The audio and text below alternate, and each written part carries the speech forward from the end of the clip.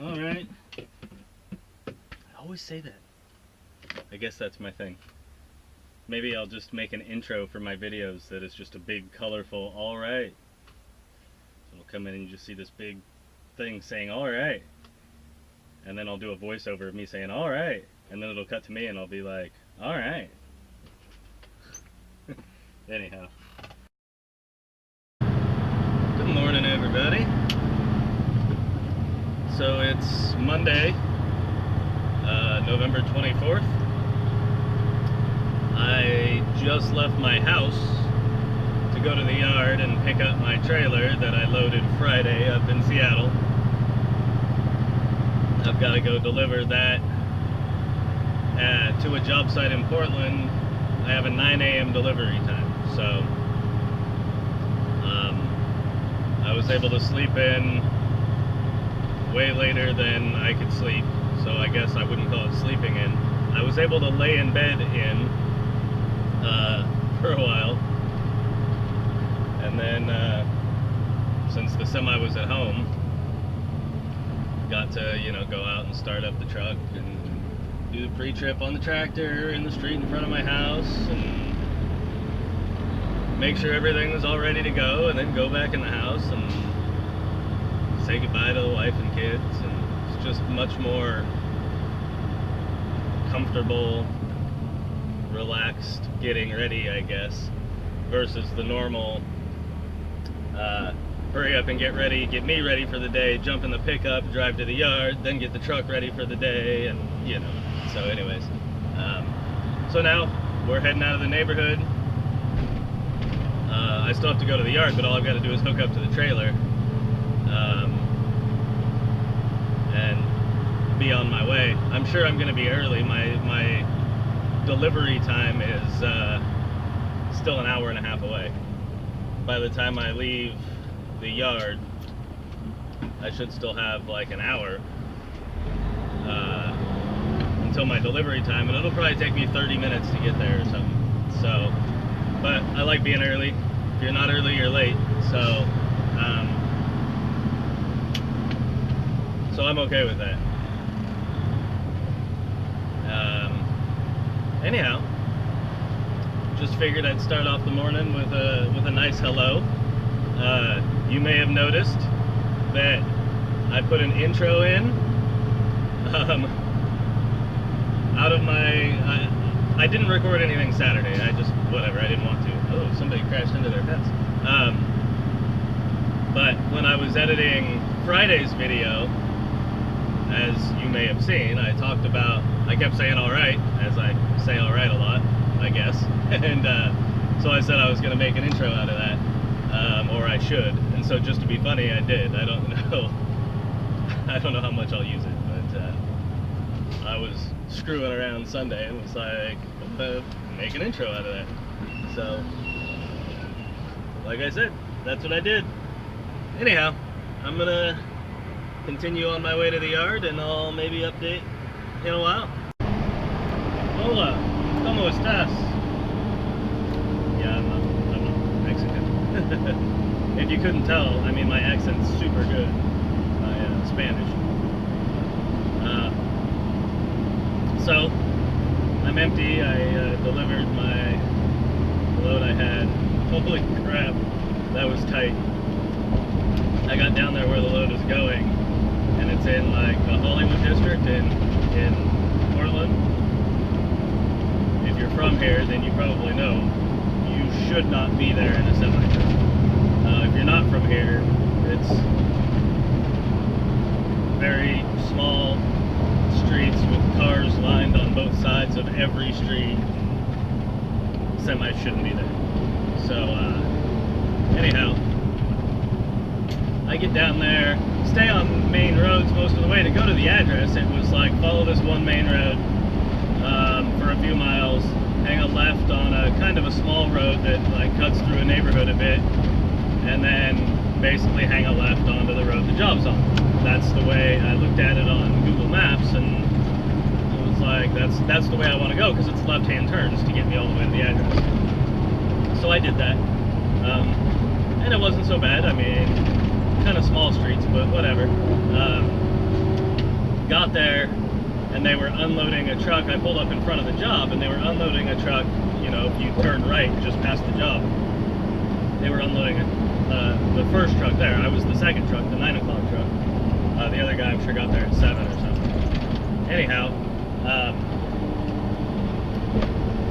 and so the guy comes out that works, you know, on the job site. It's like, yeah, when this guy's done, we'll have you pull up where he's at.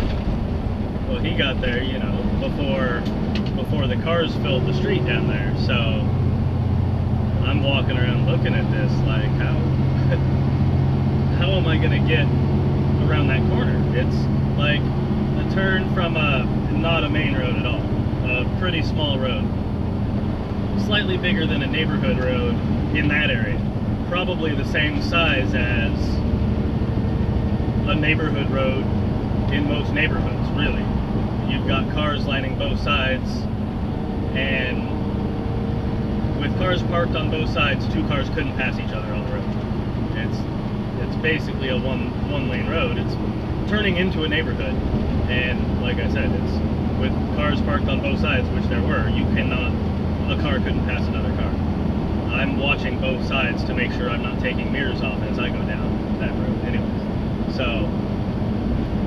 I'm like trying to figure out how am I going to make this turn. I'm already on a small road, and I'm turning onto an even smaller, basically 1 lane road. There's, you know, telephone poles and power lines and cars everywhere. And so I explored a couple options.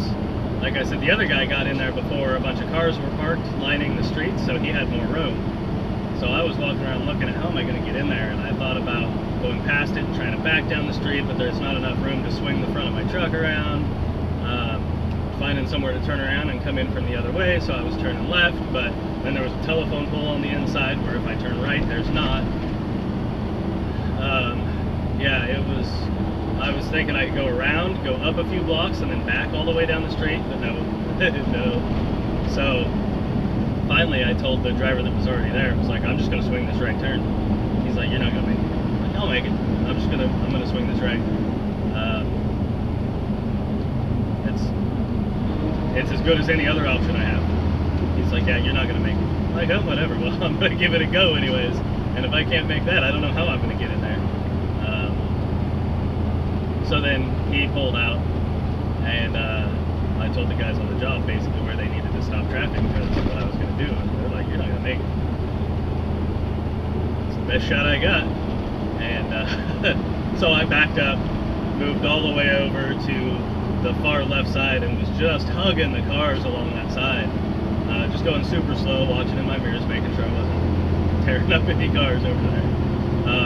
I actually went past the turn and turned so I was pointed at the sidewalk, and then had to jackknife it back, and then swung around, and I had, you know, I don't know, there was, from the cars that were after I made the turn on this side of me, it was like 2 inches away.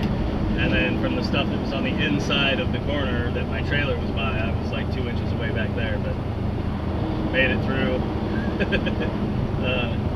Got a lot of recognition. People were coming out from other buildings and stuff to watch, because I think everybody was like, there's no way he's going to make that. He's going to screw something up. But I don't know what they all thought, but people from other businesses around there like all came out and were watching my attempt at swinging in this corner, and I made it. I got out of the truck, and one guy from the business that was right next to where my cab was when I got done was like, that's the best I've seen yet. And then the guys on the job site were like, man, we didn't think you were going to make it. I'm glad we got good drivers in here today. So anyways, it was very stressful. My heart rate was up. Got in there, got unloaded, and then really getting out of there was only marginally easier, because I just had to go straight through a neighborhood, go 5 blocks or something through neighborhood roads. There was no way I was going to turn on any of the side streets. Yeah, I had to go all the way up, and then it teed at a semi-main road. Not really main road. It's a 2-lane road, one lane each way with cars parked on both sides, but there's at least enough room on that one for 2 semis to cross each other with cars parked there. So I was turning from a neighborhood street where I could only fit between all the cars. Nobody else was going to fit. and then onto a slightly bigger road. And then from there it was, you know, normal Hollywood district stuff, fairly small roads, but not the holy crap, I'm not gonna make it stressful roads. So anyhow, now I'm on my way to pick up a load for tomorrow, I'm guessing. You may remember last week I did another load of steel going down to Eugene. I don't remember if I edited the part out. I think I might have edited the part out, but I told my dispatcher on my way back from that load that I like that run, and if there's any need for a dedicated driver to just, you know, run those loads, I'd love to do it. It's tarp loads, so that's the only downside, but it's, you know, I don't know. It's running down to Eugene, deliver, and then deadhead back, basically. And I was like, I'll do that over and over and over. Just go down there, deliver my load, deadhead back for another one. And so she basically said, I'll keep it in mind, which, through text message, how do you take, you know, I'll keep it in mind? It could be like, shut up and get back to work, or seriously, like, I'll keep that in mind, right?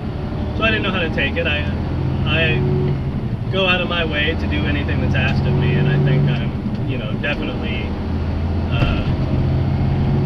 a good employee. I mean, so she would, I'm sure she's happy with me anyways. So anyhow, so I did this this load that I picked up Friday and took up north, and then unloaded up there, reloaded, brought it back down, and now I'm going back to my steel load that I asked or said I'd be interested in doing a dedicated run. So that tells me that she actually kept it in mind. It wasn't the sarcastic, you know. So that's good. So I'm going here to get a load of steel, going down to Eugene, which you've seen me do that load a few times now, and I'm happy. So I'll have to, I'm sure, wait in a bit of a line to get loaded here, and then I've got to get it tied down and tarp. But because of this, I think I'm going to go, when I get back to the yard, I'm going to buy another steel tarp, because right now I only have one. I think I explained that in the video before. I don't know if I edited it out or not, but it would be so much faster and easier to tarp this if I had two steel tarps instead of using one lumber tarp and one steel tarp.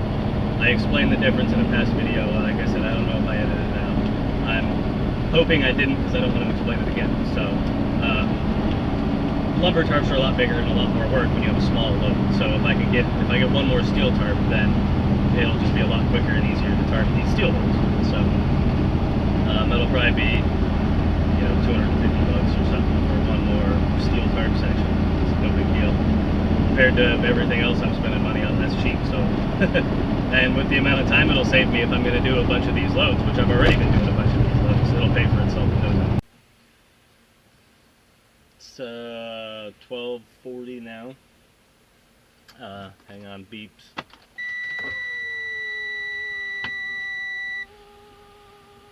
Probably gonna get loud outside, so anyways, it's 12:40. I got all loaded at my pickup, and you get loaded, you pull inside. I'm inside now.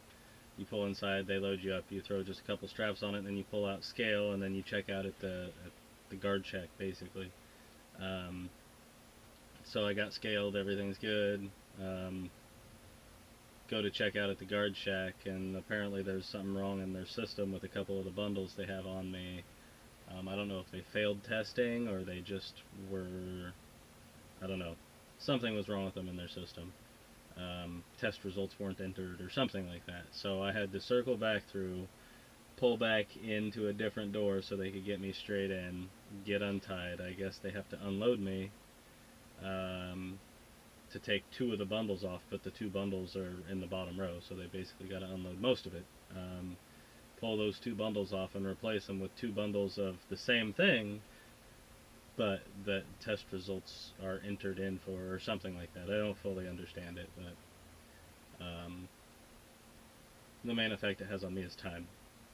I've already been here 2 hours, waited in line, got loaded, was finally like, woohoo, you know, I still gotta like tie it down and tarp it and all that, so I'm gonna buy another tarp, as I said earlier. So I was Gonna check out, get it tied down, drive back to the yard, buy another tarp, then get it tarped, and go home for a kind of early day. Now with this is probably going to add a good hour, I would guess.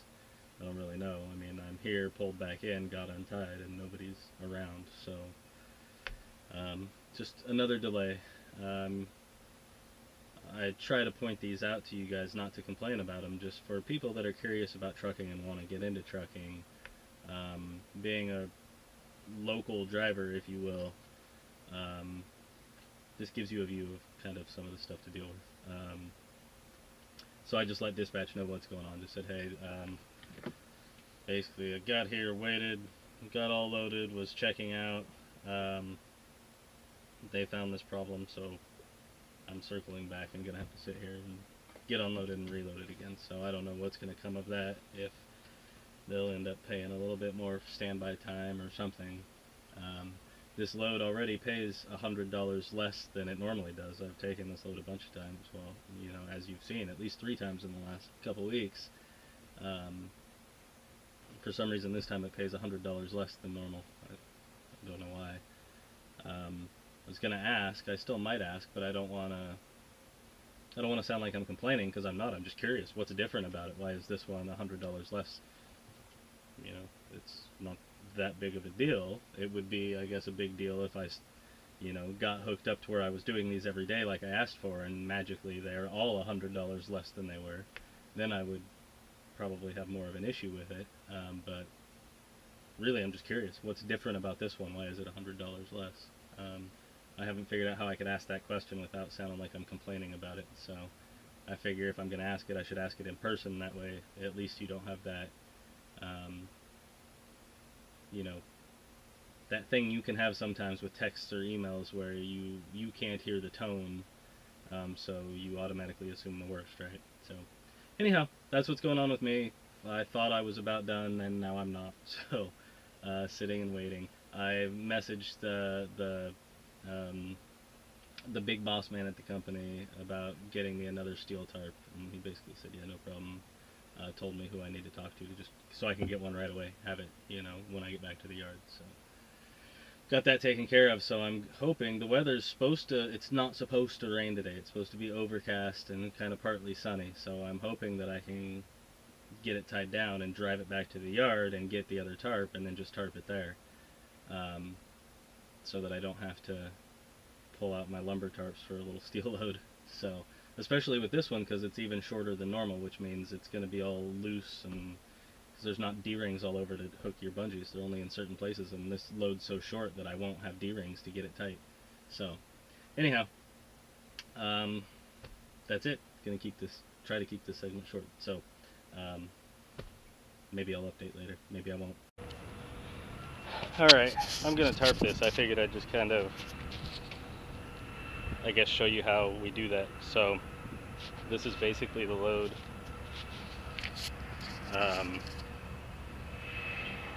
Before I start. So just some steel.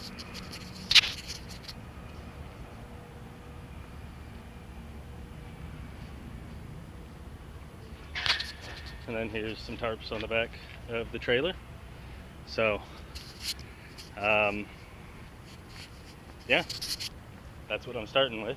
So I'll get going on that. I'll get tarp spread out and then kind of show you that. I don't have any way to mount this or whatever to just keep it going while I do it, so I'm just gonna have to do a little, show you where I'm at, do a little something like that. So anyhow, I only have one of my steel tarps right now. The guy's going to get me the other one, so I'll get that one spread out and see where it's at. So I'm not sure exactly how this video will come together, but I'm gonna get going so I can get done and go home. So when you're tarping, you start with the back tarp first. That way, as you work your way forward, the tarps that you put on towards the front overlap the ones to the rear, which prevents the wind from getting underneath the front of your rear tarp. So I've got the back one on, and this is basically how a steel tarp hangs. You can see I've got, you know, 1.5 feet. Let me see if I can. So I've got 1.5 feet or so of overhang here, and all I'm gonna do, hold this up under, And then I'll use bungee cords. You know, I've got like D-rings, and I'll run a bungee cord like down around like these, down around here, pull it behind some others, and then back up and like hook it to this one. And I'll do that the full length, so it keeps, you know, your tarp is right basically here, and the bungee cords are pulling it tight this way and keeping it from flapping, you know, keeping this from hanging out. So basically I've just got the rear one hung, like I said. So the next thing I'm going to do is go along and I'll hang bungees on all those D-rings. I'm still waiting for the front tarp. Usually I'd get the rear and the front all laid out, then I'd walk around the whole thing and just hang bungees from all the D-rings the full length, and then basically start at the rear and work my way forward, folding everything up and bungeeing it. So now if I had, so those two tarps, those are my lumber tarps, a front and a rear, with the 8-foot drop I was talking about. If those, usually I use one of those on the front here, and it would be hanging down on the ground and all bunched up down there, and I'd have, you know, 5 or 6 feet past this point that I need to fold up underneath, and it's a giant pain in the butt with all that extra. So that's why I'm buying another steel tarp, because as you can see I only have 12 or 18 inches to fold up under there, and that's so much easier than 6 feet or whatever. So anyways, you get a little dirty when you're tarping. Other hand. So I'm just going to start running bungees on that rear tarp while I wait for the other steel tarp to get here. He should be over here with it in a few minutes. He just had to run and grab it. So he'll drive it right to my truck and I'll use it. So I'm going to get to hanging bungees on the rear one and just kind of keep making forward progress. Since you start at the rear and work forward anyways, it's not slowing me down. It's just not my typical order. Usually I get, like I said, all the tarps laid out before I start bungeeing, but since you always do the rear first anyways, I've got the rear on. I can start bungeeing it. As soon as he shows up at the front, I'll roll it out, start hanging bungees, kind of get that one done too. So I'm going to get back after it. So as you can see, I got my brand new tarp spread on the front. The rear's all bungeed up. So as you can see, all these D-rings, like this bungee goes down around this round thing, around this round thing, and then up to this D-ring, and it's holding this tight, keeping it tight on the load and keeping it from flapping. And that's all that holds tarps on usually. Here at the joint, you can see this is where the front overlaps the rear tarp. There's like 3 feet under there. I'll probably throw a strap over here. Usually at the joints I'll throw a strap over it just to, I don't know, help hold it. Usually that's more important if it's only overlapping by like 6 inches or something. With 3 feet of overlap, I'm sure there's nothing to worry about, but yeah, that's really all that holds tarps on. When you see all these semis going down the road with tarped loads, the load's underneath it, the straps usually are under the tarps holding the load down, and then the tarps are just wrapped around the load and held to the trailer with bungee cords. Just a lot of them.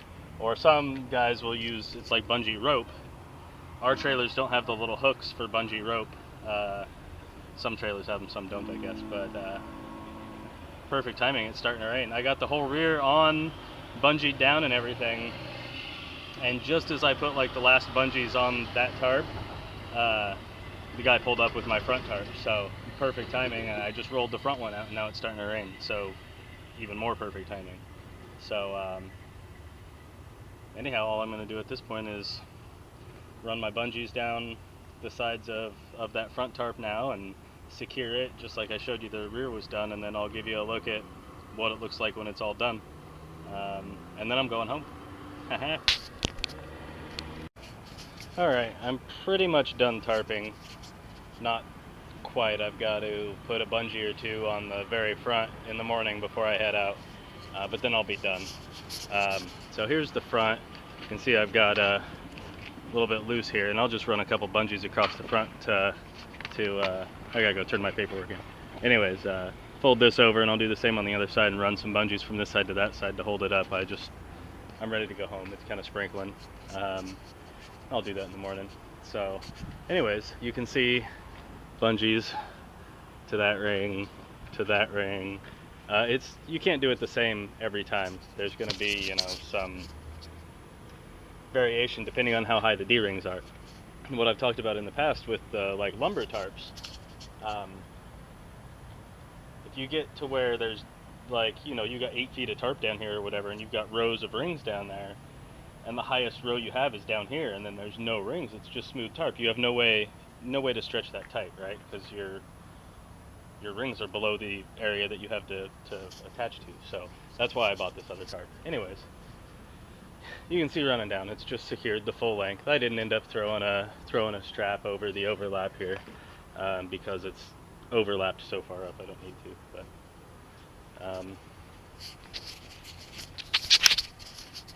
anyhow, it's not the prettiest in the world, but it's covered, it's protected from the weather, and it's quick. I told you before, I think in one of the videos, that my first set of tarps were stolen, so now you can see I throw a strap over and then to hold them there really, and then I put a chain and then I lock the chain. I don't normally lock it like this, don't tell anybody, but I can just pop that lock off the end there.